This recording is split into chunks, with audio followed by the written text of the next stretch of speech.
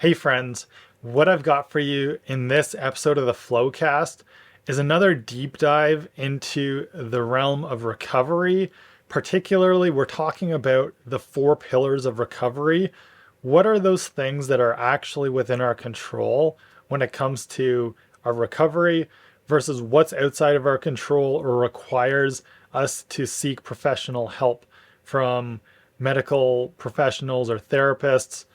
We're talking about these four pillars as a deep dive and a sneak peek from Unstressable, which is the course that I'm going to be releasing soon on how to overcome burnout, reduce your feelings of overwhelm, and get back to performing your best and using stress as a tool that helps you to grow rather than something to run away from and find that you're just digging a hole for yourself. So the content in this video is very helpful around understanding what we can take action on with recovery ourselves. And I'm going to include also the download from the Unstressable course on these four pillars and what specific actions we can take within each of these different pillars of recovery so that you can start to choose and test out what you're going to work on in order to become unstressable and improve your recovery. And make sure that you share this video with your friends. I find that not too many people are really dialed in with these different pillars of recovery, and it's always helpful to share and repeat this content so that we can all work towards becoming unstressable. So make sure that you copy and share this link, and don't forget to hit the like button, and it'll help to spread this to more people that can really use the information.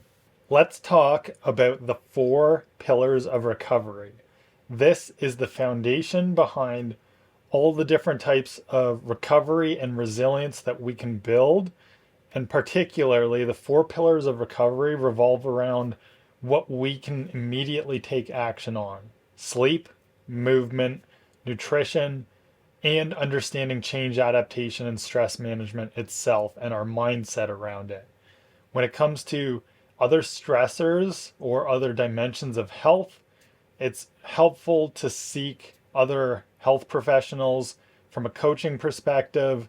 We want to look at what's more immediately in our control, like we talked about in the sphere of control exercise, and those other aspects that require more intervention from others to help us out, or also the things that are less likely to be in our control. As we saw in the dimensions of environmental stress, as we get further away from what's immediately on our body or in our body to within our reach and further out on those layers of the environment, for example, it becomes less and less things that are in our control. And often when there's another person or a dynamic involved, that's where we also need to seek the help of professionals, like in the social or relational stressors. Now, with the four pillars of recovery, what I find to be extremely helpful as a starting point is really working towards attuning our body knowledge and building more interoception, using exercises like noticing and naming in order to feel into what sensations are going on in our body, what our experience is like, in order to build that self awareness that then allows us to make better informed decisions and also to tie in that subjective measurement of recovery to our objective measurements as well. When we just depend on external metrics or we just follow blindly through testing new actions that we're going to try out, we don't have the same level of observation on what's really working for us. So by doing some noticing and naming, and particularly we will include the links to the mind body scan exercise as well as the behavior awareness worksheet that you'll find within the Unstressable course, that's going to help you to develop more of this awareness between what actions are really working for you and what actions are not working as well for helping you to boost up your recovery and become unstressable. So first off, with the four pillars, we've got making sleep better. And why we sleep comes down to a couple of different theories around the processes that we go through with our sleep. There's that biological sleep drive, that accumulates as we go throughout the day. We build up adenosine, which if you ever drink a cup of coffee or have any other type of caffeine, what that's doing is blocking adenosine receptors so we don't feel as sleepy, but it's not actually helping us to overcome a sleep debt. And that's one of the dangers behind stimulants and caffeine in particular, blocking this biological process we have and this need for why we sleep. There's also process C being our circadian rhythms. And this is something that is hardwired into us. Even people who go into situations where they experience darkness, like down in mines or in caves for 24 hours a day, we actually see that they still stick very closely to a 24-hour circadian rhythm. And that's why we think that we also have this process around the circadian rhythms and its necessity for why we sleep. And some people do fall on the shorter or longer spectrum of this type of chronotype for sleep and our sleep rhythms. And then the other hypothesis or theory behind why we sleep is the process W, which is around the fight or flight response and our brain thinking that we're in danger. So we have these different sleep wake cycles in order to regulate that stress response throughout the day and also turn it off when we are asleep. And so circadian rhythms and hormones come into play a lot with our sleep cycle and why we do sleep, what it's doing for us, and particularly in replenishing a lot of what gets depleted throughout the day and allowing us to adapt and grow and develop both mentally and physically through our sleep process. And there's, of course, a lot of individual differences in sleep, but some of the keys that we want to look at with the taking action on improving sleep and what we can do are around skills and practices of good sleep. So there are things like the environmental cues that we can use to promote better sleep in our environments, such as having blackout blinds or having just dimmer lights when we go to sleep, eliminating that blue light. Things in our environment like the temperature as well. I like to think of it as forming our bear cave that we go into sleep. It's nice and dark. There's no buzzing lights or sounds. It's cool and very comfortable in that way. And it just is a really good environmental cue to help us to sleep. Another thing with this being ideally getting things like electronics and TVs out of the bedroom and using that room solely for sleep. Biological cues as well. We have things like having a consistent sleep schedule is a big one for cueing us to sleep. If you struggle with sleep or that's where you're taking action as far as prioritizing this pillar first or deciding that it's time to work on this pillar of recovery, then things like a consistent sleep schedule are one of the real keys that we can focus on even throughout the weekend, where we don't change dramatically our sleep cycle from that weekend mode of sleeping in real late and staying up later as well, and weekdays. And maybe life's not always going to be perfect in that sense, but it is really important to work on that if sleep is your priority and to kind of move towards more of a consistent sleep schedule. And also, purposeful light and dark exposure is another biological cue. particularly by getting into direct sunlight as much as possible first thing in the morning, and also as the sun begins to set at the end of the day. This really helps to regulate our circadian rhythm. A lot of research from Andrew Huberman and a lot of talk on sleep and circadian rhythm regulation is around that deliberate light exposure in the mornings and in the evenings. And it seems like it's got to do with the orange blue gradient of the sky that actually triggers a lot of mechanisms in our body to promote better sleep.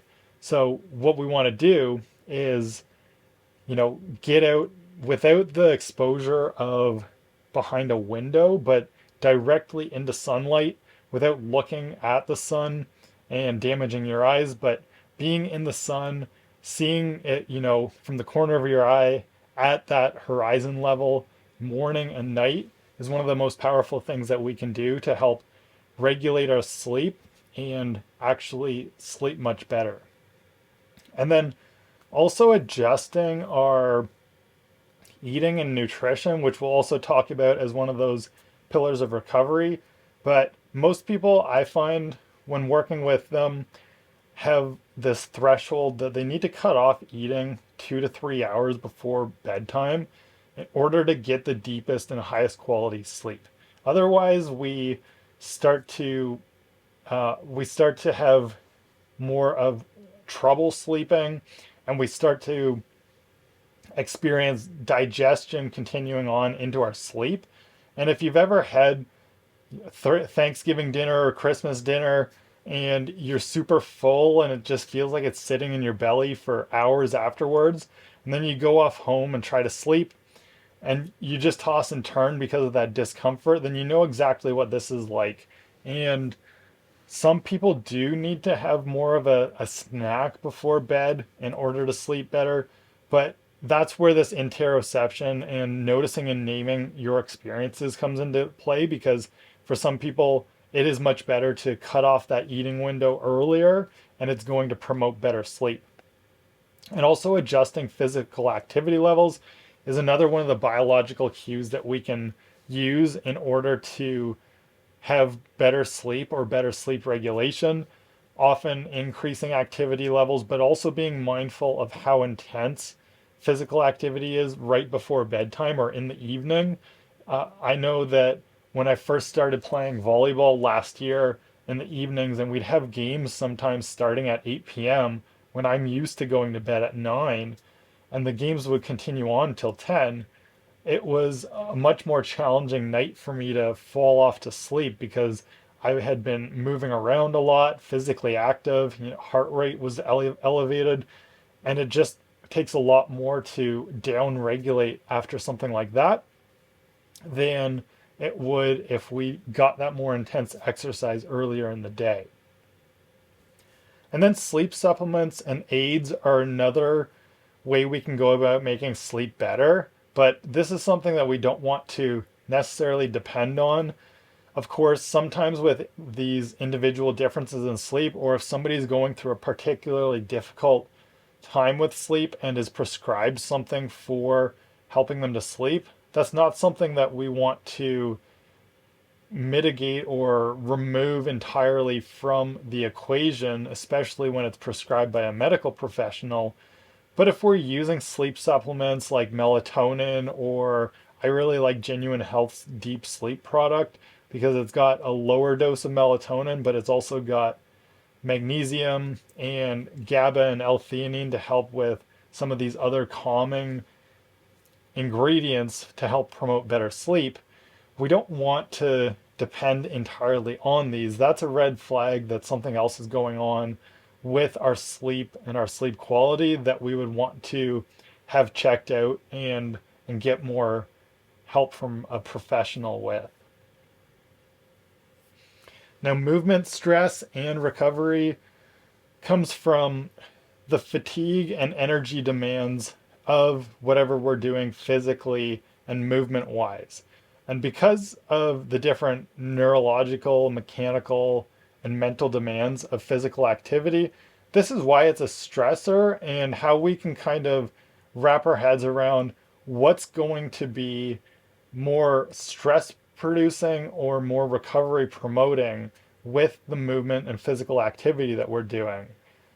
We could see somebody, if somebody's very highly trained, they could be doing the exact same thing that you might find extremely intense and stressful, but finding it very recovery promoting or relaxing. I can think of like something like going surfing. For me, as somebody who's got terrible balance and has no clue what surfing is like and has never done it before, would be an extremely demanding and stressful type of activity. But if somebody's just cruising along and they're very skilled at it, that might be super relaxing for them and a good way to promote more recovery. It's all about the continuum and where we're at and our skill levels as well with those things. And something that we need to recognize with movement and how we get more recovery from it is the need for that stress rest cycle that we saw earlier on in the course, with going through acute phases of stressors, but also allowing adequate recovery time. Because with without that recovery time, we just see those diminishing returns and it leads to more burnout. And it's important to recognize that recovery is impossible, particularly in movement stressors, without high quality sleep, because our bodies need that time, and particularly deep sleep, in order to promote growth and recovery of muscles that have been damaged due to different movement stressors. And something else that we can do that directly taps into physical recovery and our body's need for recovery is different breathwork activities. And this is a way that we can relax our muscles through activating the autonomic nervous system and engaging more of that parasympathetic response. And that's why one of the things that you'll find in this section of the course is the link to that mind body meditation that allows you to get some practice with doing more breath work.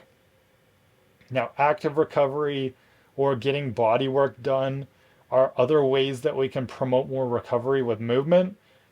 Below the lactate threshold is where we need to be in order to be in more of a recovery mode than in a intense sort of movement stressor mode. And that's where, just like I mentioned with the surfer, if they are just cruising along and it's below that lactate threshold, that could be a good way for them to do more active recovery. And also with body work, that would be going for massage or fascial stretch therapy, seeing a sports med minded chiropractor that does stim with acupuncture and things like that, or active release therapy, and stretching, whether it is with an FST practitioner or just on your own, foam rolling. These types of things are great ways to promote more physical recovery through allowing those particular areas in our body to relax better and getting more circulation through it too. And then we can also do things like tension releasing activities as a way to promote movement recovery. This would be an example like butterfly tapping, where you cross your hands over your shoulders, and because the two hands are crossed, it's signaling across our body in an interesting way that if you're tapping a couple of times on each shoulder, it's a very calming and soothing experience for the whole body because of the activation of the different hemispheres of the brain and this cross body flow of energy. So butterfly tapping is a great thing to look into more, try on your own, and include with some of these other more noticing and naming what's going on in your body. And that gentle tapping or vibration is something that can really cue the parasympathetic response in our body. Nutritional stress and recovery is all around our basal metabolic needs and the movement that we're doing. So if we are somebody that's highly physically active and needs higher levels of nutrition, particularly total calories and macronutrients in order to recover fully from whatever we're doing, then that's a way we see nutritional stressors come into play based on energy deficits and deficiencies, things like dehydration and our electrolyte balance.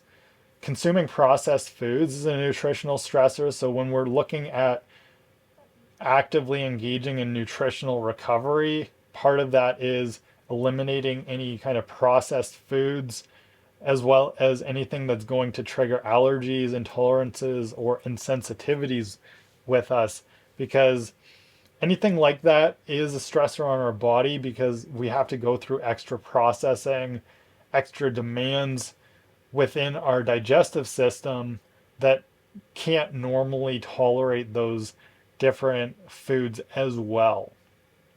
Now, this also sort of exists on a continuum from people that are highly sensitive to processed foods or have extreme food allergies to those who just have it at a lower level, and it might be a minor nuisance to them to consume something that isn't normally in their diet and can just cause a bit of a flare up. But when we're looking at targeting each of these core pillars of recovery, the better we get at each individual one, the more effect that's going to have. And the more that we automate these or have them become, you know, by default as optimal as possible, really allows us to set it and forget it in a lot of ways and just have it become more habitual so that we can focus on other areas as well. Now, I think that somatic awareness ties into play, that interoception and knowing what foods are doing to us inside is very important for understanding our own nutritional stressors and what's going to help us to recover better. If you're somebody who is consuming a lot of protein but has a lot of digestive issues because of that, and whether that's being more gaseous or having a lot of bloating and discomfort, could be from any type of food, right? It doesn't have to just be protein, but anything that's causing discomfort or making you feel full excessively for too long is stressing your body in a different way that maybe you don't think of in the moment, but it's also causing a bit of a mental stress and distraction, and a lot of different sort of factors can go into play with that. So understanding and noticing what's going on in your body as you eat different foods is an important skill to build up, because it's in our control to choose what we're going to eat and how much and how it's going to ultimately affect our performance and our stress levels. Now, with nutritional recovery, it comes down to three key things to think about. There's the macronutrients, those proteins, fats, and carbs, how we're consuming those and in what quantities to also meet our energy needs and our overall caloric needs. Micronutrients and consuming mostly whole foods in order to get a broad range of micronutrients and prevent any types of deficits or deficiencies there, as well as considering supplementation and what's going to help you as far as supplements go. Another thing that you'll find in your package of resources for this course is the supplement guide and recommended supplements based on most people's situations. I find that very few people are actually solid at getting enough fruits and vegetables in their diet. So a green supplement is usually a great idea to include in that regular routine. Also fish oil, because most people are not getting adequate omega-3s to balance out the other fatty acids in their diet. Those two are examples. And then protein is such an important macronutrient for recovery. And people are also pretty bad at getting enough protein in their diet. And it's important because it also satiates us more and allows us to avoid eating more empty calories or junk foods. So usually finding that a protein powder of some sort, whether it's a vegan based one or a whey protein or animal-based protein is also a great idea to include.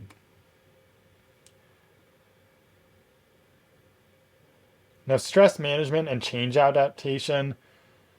We talked about different coping strategies earlier in the course, and it's important to come back around to it because we want to focus on those adapt and coping strategies that may in the short term feel challenging to do, but in the long term help us to overcome those stressors that we're facing and prevent us from getting stuck in a vicious cycle of ignoring something, causing it to spring back up, and then come back around for a temporary solution. With adapting coping mechanisms, it may cause some short-term discomfort to approach and engage in whatever stressors you're facing, but ultimately better long-term outcomes rather than those long-term problems. So it's approach focused rather avoidance focused, and we face reality as it is instead of getting looped into denial and wishful thinking. And so ultimately, adaptive coping is more of an optimism sort of approach rather than feeling hopeless and despair around whatever is causing stress.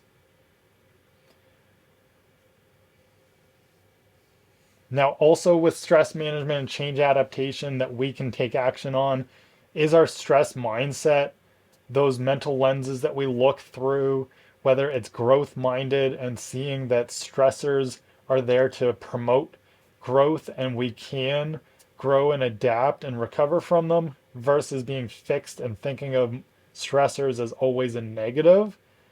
And it's just like that telltale heart example of Edgar Allan Poe, right? With the constantly ignoring that stressor that's at the back of our mind and is constantly sort of coming and knocking, and we can hear it, that thing that's engaging with us. Are we taking action and approaching and doing something about it, or are we constantly ignoring it until it blows up and causes more issues? And then that stress appraisal is another part of our ability to see stressors as challenges rather than threats. And stress management is about actively choosing something that could be reducing stressors when we need to, facing challenges to grow and adapt, and where we can't change the situation, we can always still change our perspective. And that's where mindset, understanding what's in our control, what's not in our control, is how we take action around those stressors. So within each of the different dimensions of health, we see that there is this stress cycle of whether it's a vicious or virtuous cycle that we go through. How can we look at each of the different dimensions of health and these stressors in more of a virtuous cycle as things that allow us to become more resilient? First off, there's physical. Without physical stressors, we can't perform and grow. We need that stress in different manners on our body. Mental stressors help us to focus our attention. If we're not facing enough stress as far as mental engagement goes, we're in that state of boredom. We need at least some stress in order to focus our attention, but it has to be in that sweet spot. Emotional stressors build us stronger relationships and a greater appreciation of the ups and downs of life, especially if we practice gratitude around the things that we have rather than constantly wishing for things that we don't have. Social stressors, we have to face that conflict is unavoidable, and how we approach conflict is the key to developing healthy, secure relationships.